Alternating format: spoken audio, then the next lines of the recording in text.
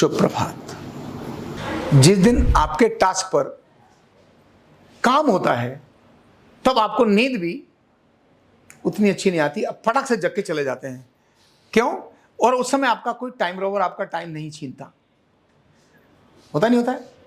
आदमी कहते हैं ना कि टाइम रोवर, सोना भी टाइम रोवर है, तो सोना टाइम रोवर नहीं है।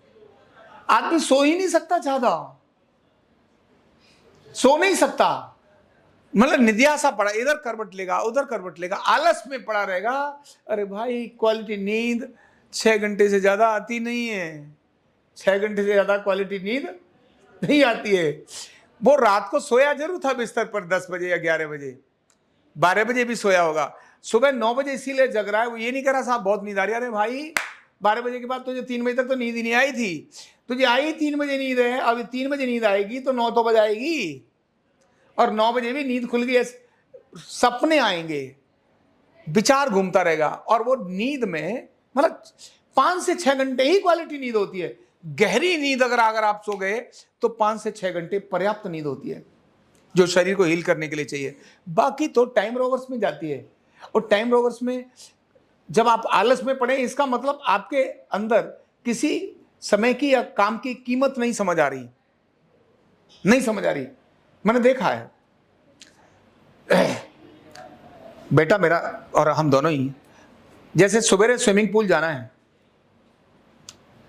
और उसको स्कूटी क्योंकि घर से बाहर जाना है ना, तो स्कूटी उसको चलाना आ गई, तो स्कूटी वहां से वहां तक जाना है। अब उसके मन में ये चाह है कि मुझे सुबह वहां से लेकर स्विमिंग पूल तक स्कूटी लेके जानी है।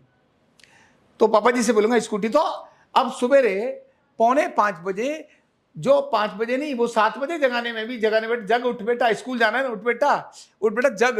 तो मतलब स्कूल तो जल्दी है, तो 6 बजे जगने, 6:15 जगने वाला, वो भी धक्का मुक्की मारने वाला जगने वाला, 4:45 बजे जग रहा है, क्योंकि 5 से 6 क्या है, स्विमिंग पूल है और वहां जाने के लिए स्कूटी लेके जानी है।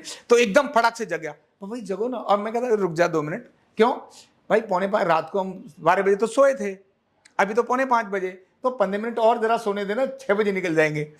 पापा जी फिर लेट हो जाएंगे।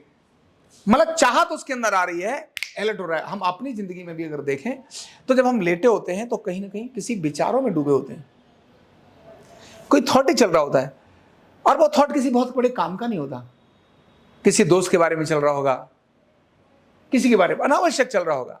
जब आप पढ़े हैं ना, तो आलस में जो विचार आते हैं वो कभी भी क्रिएटिव विचार नहीं आते, रिजल्ट ओरिएंटेड विचार आलस में नहीं आते। इवन आपको डाउन करने वाले विचार आते हैं। आप उठना चाह रहे हैं लेकिन छोड़ना यार, मतलब लैंगर ऑन करने के विचार आते हैं, काम को लटकाने के विचार आते हैं।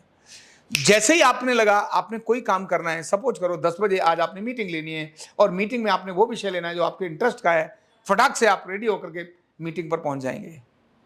आपको ऑफिस में काम करना है और आपका टास्क है, नहीं तो नौकरी चली जाएगी, इतना करना ही है कंप्लीट। उस दिन आपकी नींद वो टाइम चली जाएगी, बाकी जग जाएगी और पहुंच जाएंगे, क्योंकि आपको वो टास्क करना है। आपका एग्जाम आता है, जब एग्जाम आता है उस समय पर, यानी और दिनों में देखो कितनी नींद आती है, और अब एग्जाम के दिनों में रात की नींद भी गायब होती है। बालक पढ़ ही रहा होता है, बेटा सो जा, तो 2 घंटे सो के भी पटक से एग्जाम देने के लिए चला जाएगा। अभी 4 बजे 5 बजे तक पढ़ा, अब 5 बजे सोने के बाद 7 बजे निकलना है, तो 1.5 घंटे सो के और मतलब भागा और निकल गया और एग्जाम दे के आ रहा। अब कोई नींद नहीं है, कोई नींद नहीं है। तो टाइम रोवर्स आलस नहीं है, टाइम रोवर्स मोबाइल है, टाइम रोवर्स रील है, टाइम रोवर्स दोस्त हैं। और नॉर्मली जब हम लेटते हैं तो किसी न किसी कहानी के बारे में, किसी फिल्म के बारे में, किसी दोस्त के बारे में, किसी रील के बारे में, किसी ऐसी किसी रिश्तेदार के बारे में, वो अनावश्यक सोचेंगे जो आपको अनुत्साहित करेगी, निराश करेगी, उत्साह नहीं डालेगी। आलस आपका कभी भी उत्साह देता नहीं। तो टाइम रोवर्स में आलस कब आता है? आलस तब आता है जब आपकी टाइम रोवर्स आते हैं। मोबाइल अधिक देर तक जाओगे तो सुबह आलस आएगा। दोस्तों से गप तक, अनावश्यक गपशप बहुत देर तक करोगे तो आलस आएगा, आलस आएगा। अदर भाई तो समय से पहले चक्कर निकल जाएंगे।